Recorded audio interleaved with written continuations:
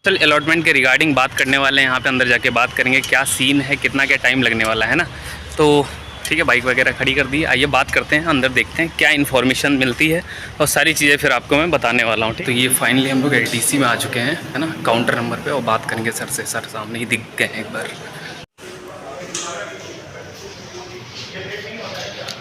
Section officer guys, अभी यहाँ पे हम लोगों ने हॉस्टल अलॉटमेंट के जो सर है, आप 5 नंबर देख सकते हैं यहाँ पे हॉस्टल के लिए। तो सर से हमने बात की है, सर ने वही बताया कि कोई करेक्ट इन्फॉर्मेशन अभी नहीं है, लेकिन आप ये मान के चलिए आपको 15 दिन लगने वाले हैं और 15 तारीख तक आप वेट कर सकते हैं हॉस्टल के लिए। अगर इससे ज़्यादा आपको टाइम लग रहा है तो आप आराम से रूम वगैरह लेके यहाँ पर आ सकते हैं, ठीक है। और इन्फॉर्मेशन मैं आपको बताता रहूँगा, डोंट वरी। देखिए, सर से जब मैंने बात की तो उन्होंने मुझे ये बताया कि अभी जो भी प्रोसेस चल रही है ना, वो अभी कंफर्म नहीं है कि उस प्रोसेस में कितना टाइम लगने वाला है, ठीक है। तो मैंने उनसे पूछा फिर भी मैक्सिमम कितना टाइम लग सकता है, कितना हम बच्चों को बता सकें, है ना। तो उन्होंने मुझे ये बोला कि आप 15 दिन मिनिमम मान के चलिए, 10 से 15 दिन ये चीज़ करने में लगेंगे, है ना। सारी चीज़ें, सारी लिस्ट बनाई जा रही हैं, है ना, और फिर जो है चीज़ें आपको अलॉट की जाएंगी। बीकॉम ऑनर्स जो बॉयज़ के लिए अगर मैं बात करूं तो आपको पता है वहाँ पे जो हॉस्टल हैं, जो गो टू हॉस्टल है, वो और उसमें रिपेयरिंग चल रही है ना। तो रिपेयरिंग चल रही है तो वो इस सेमेस्टर शायद ना अलॉट हो।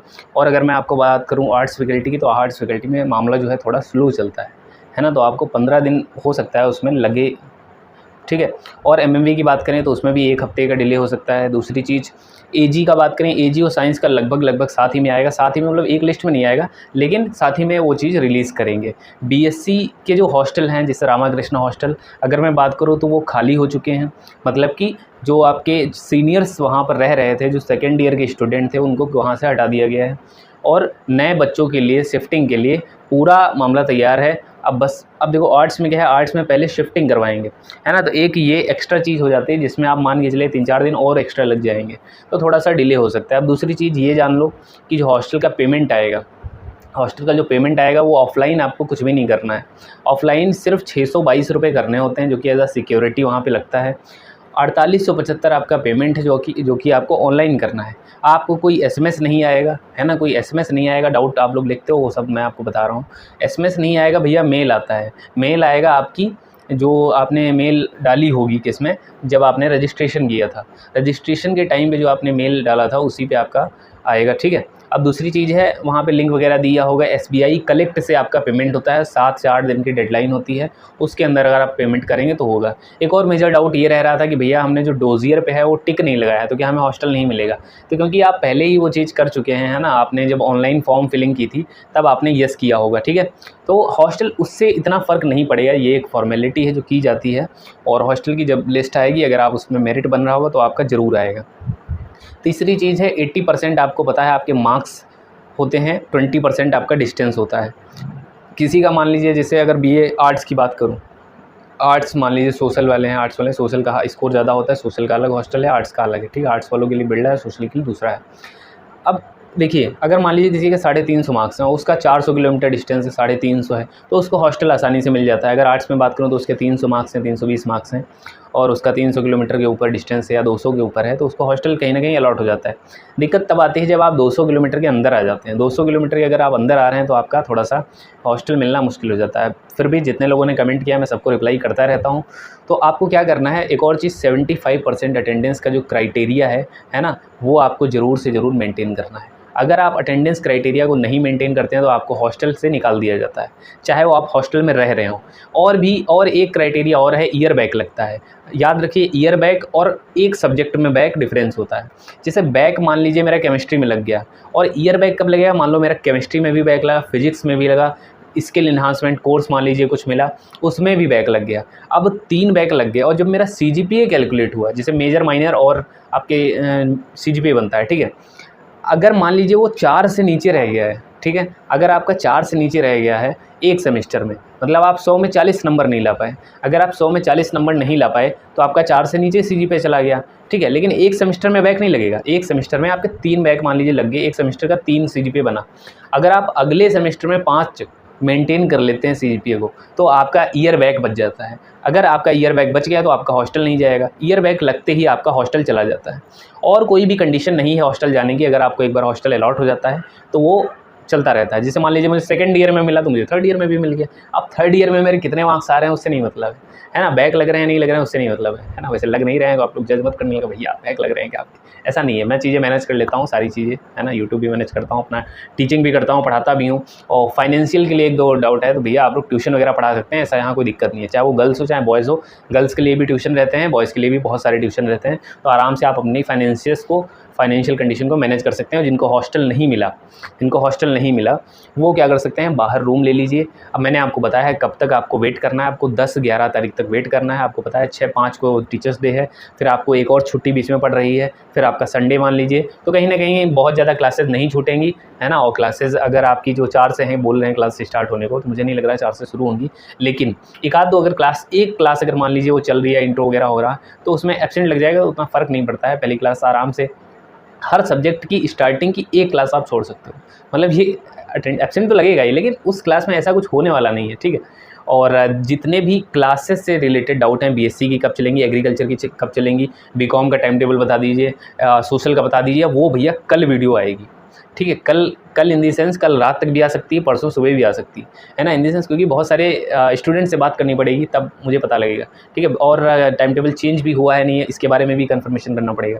पिछली बार का टाइम टेबल है उसको मैं चाहूँ तो बता सकता हूँ, बट आप मान के चलिए एक आपको डाटा जैसे मान लीजिए मैं मोटा 1 हफ्ते का देता हूँ कि 1 हफ्ते में आपको 26 घंटे आपकी 26 से 28 घंटे आपकी क्लासेस चल सकती हैं। कैसे मतलब आप, मैं समझा नहीं।